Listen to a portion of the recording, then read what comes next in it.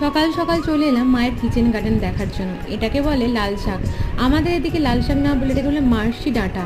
এই ডাঁটা দিয়ে টক ঝাল অনেক কিছু হয়, খেতেও ভালো লাগে। তারপরে চলে এলাম লঙ্কা গাছে। কি সুন্দর ছোটো ছোটো লঙ্কা, অনেক লঙ্কা হয়েছে। আর বেগুন গাছেও ছোটো ছোটো ফুল এসেছে, আর বেগুনও হচ্ছিল অনেক।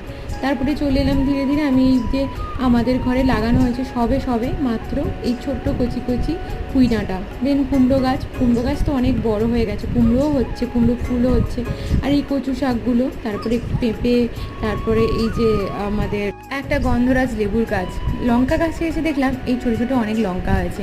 নিজের গাছে লঙ্কা তুলে খেতে কি ভালো লাগে, তাই না? আমি তো অনেক খেয়েছি। আর শশা গাছেও শশা হয়েছিল, মা অনেকগুলো অলরেডি তুলে নিয়ে গেছিলো।